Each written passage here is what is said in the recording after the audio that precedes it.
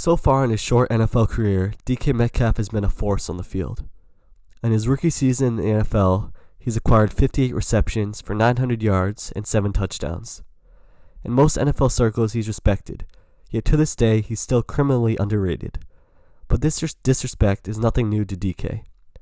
In the 2019 NFL Draft, 8 receivers were taken before DK had his name called as the 64th overall pick by the Seahawks. Now, in today's video, I wanted to take a look at the 8 wide receivers drafted before DK Metcalf and how their careers turned out. But before we get into this, let's take a look at how DK got to where he is today. Growing up in northern Mississippi, DK played football at Oxford High School in Oxford, Mississippi. During his time there, DK racked up 224 receptions for 3,302 yards and 49 touchdowns. At the end of his senior season, he was regarded as a 4-star recruit and the number 14 receiver prospect in the nation. He ultimately decided to stay close to home and play at Ole Miss. As a freshman at Ole Miss in 2016, Metcalf appeared in the first 2 games of the season before suffering a foot injury, which ended his season and forced Ole Miss to redshirt him. Despite this, in only 2 games, he had 2 receptions, both were touchdowns, for a total of 13 yards. The following year, in 2017, Metcalf blew up.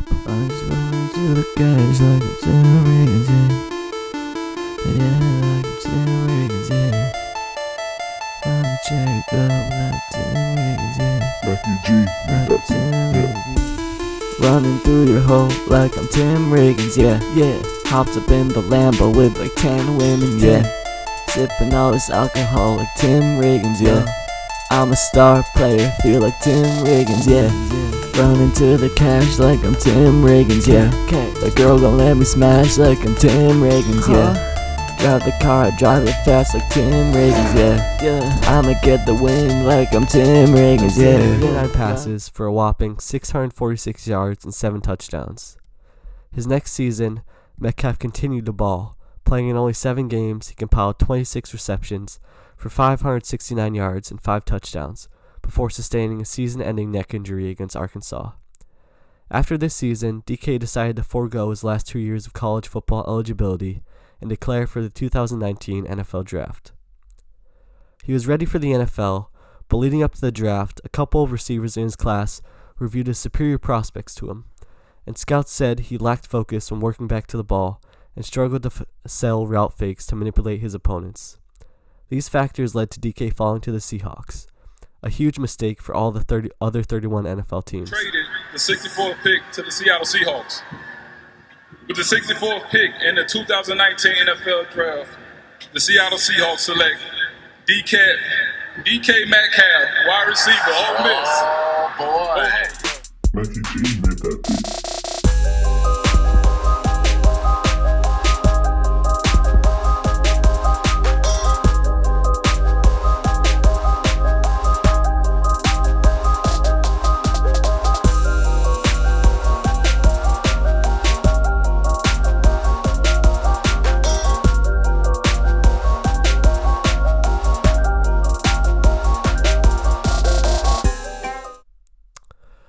So far in his first year, DK has been nothing short of spectacular, filling up the stat sheets and making clutch plays, and has obviously established himself as the best wide receiver from his draft class.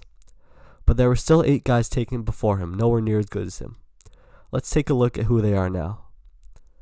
Alright, so the first receiver taken in the 2019 NFL Draft was Marquise, the 25th overall pick to the Baltimore Ravens.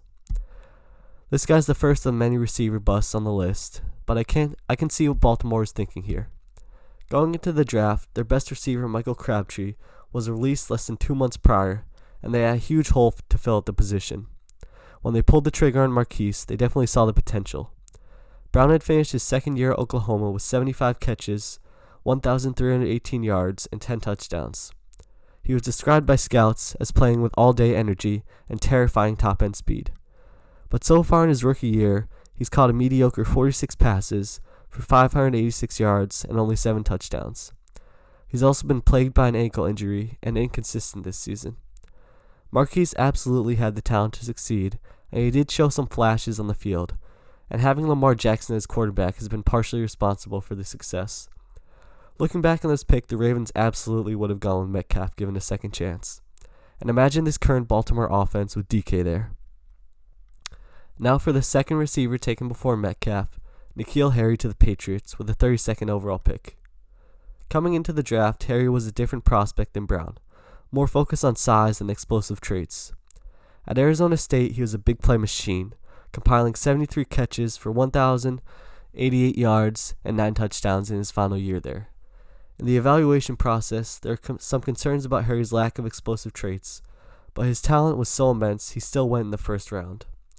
So far, he's had a disappointing season, averaging a stat line of .75 catches for 6.5 yards and 0.125 touchdowns a game. This is pretty awful, especially when compared to Metcalf's 3.625 catches for 56.25 yards and 0.4375 touchdowns per game. So far, he's been a lackluster receiver, having communication issues with Brady and trouble adjusting to a pro-style offense. Given a second chance, the Patriots absolutely take Metcalf here. Now, the third receiver taken before Metcalf was Deebo Samuel, the 36th overall pick to the San Francisco 49ers. Deebo played his college ball at South Carolina and was a beast there, especially during his senior year, where he had 62 catches for 882 yards and 11 touchdowns. Most scouts saw his toughness and competitive spirit and envisioned him making all sorts of plays in their offense, but so far this just hasn't been the case. He struggled to stay healthy this year, playing only 12 games, and it seems like he just can't nail the big play, averaging 4.75 catches for 53.3 yards and 0.25 touchdowns. He's struggling to create separation and make big plays, and even though he's had some good catches in his career, for the most part it's been less than stellar for an early second-round receiver. If the 49ers were given a second chance here, it's once again another no-brainer. They would absolutely go with Metcalf at this pick. Alright, now for the fourth receiver taken before DK, A.J. Brown with the 51st overall pick to the Titans. A.J. was a consensus 4-star prospect, and some even considered him the number 5 receiver prospect in the country coming out of high school. He played his college ball at Ole Miss and had his best year as a junior in 2017, where he had 85 catches for 1,320 yards and 6 touchdowns. He was revered for his combination of strength and speed for a slot receiver, and his pre-draft comparison was Juju Smith-Schuster. So far, he's managed to stay on the field, playing in all 16 games, and had decent numbers, averaging 3.25 catches for 65.75 yards and 0.5 touchdowns a game. Brown is an okay slot receiver, however, given a second chance, the Titans definitely would have taken Metcalf here. And now for the fifth receiver taken before Metcalf, Mecole Hardman of the Chiefs, with the 56th overall pick. Mecole went to college at Georgia, and during this time there, he combined for 60 catches for 961 yards and 11 touchdowns. As a kick returner and punt returner, he had 39 punt returns for 592 yards and a touchdown, and 35 kick returns for 875 yards. Coming out, he was a smaller guy at 5'10", but had killer top-end speed and leaping potential. In his first year in the league, he's caught 26 balls for 538 yards and 6 touchdowns, and has been fun to watch in the Chiefs' offense. His return game and special teams is definitely something helpful to the Chiefs, but given a second chance, I think it's obvious who Kansas City would have taken, DK. Moving on, now for the sixth receiver taken before DK, J.J. Arcega-Whiteside, with the 57th overall pick to the Philadelphia Eagles.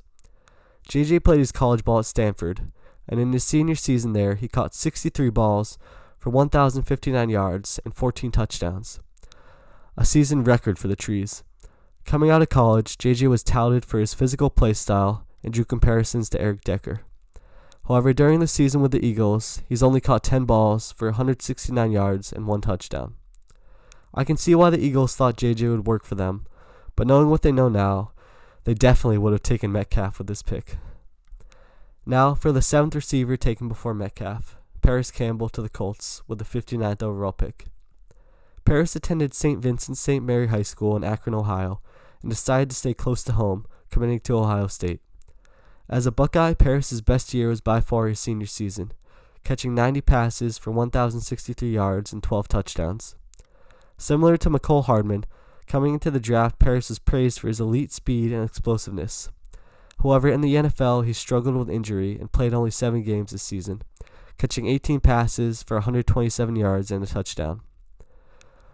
With a second-round pick, you expect more production, and it's like they always say, the best ability is availability. So, given a second chance, it's a no-brainer who the Eagles would have taken, DK. And now for the 8th receiver taken before DK, Andy Isabella, the 67th overall pick to the Cardinals. Andy played his college ball at UMass.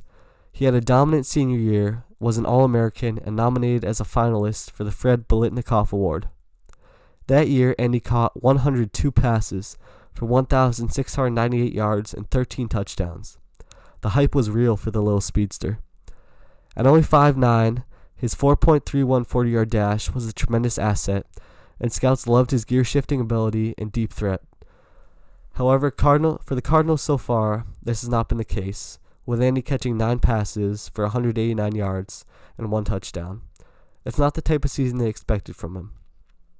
Unfortunately for Isabella, being picked right before Metcalf will obviously draw comparisons of what could have been. Andy Isabella was trending on Twitter after Metcalf's monster game against the Eagles. Unfortunately for Isabella, being drafted so close to DK will draw these comparisons for his whole career. Based on this, it's clear the Cardinals would have chosen Metcalf given a second chance. Now that we've seen all the guys taken before DK, I don't know what was going through these teams' minds on draft day. DK Metcalf has proven to be a steal for Pete Carroll and the Seahawks. He's caught 58 passes for 900 yards and 7 touchdowns in the regular season. And after his 7-catch, 160-yard game against Philly, I can't wait to see what he does the rest of the postseason and what his career has in store. Thanks for watching, and if you appreciate the content, please like the video and subscribe for more. Until next time, peace. I just wanna do the guys like I'm Tim Riggins, yeah, like I'm Tim Riggins, yeah. I'm a check up like Tim Riggins, yeah. Refugee.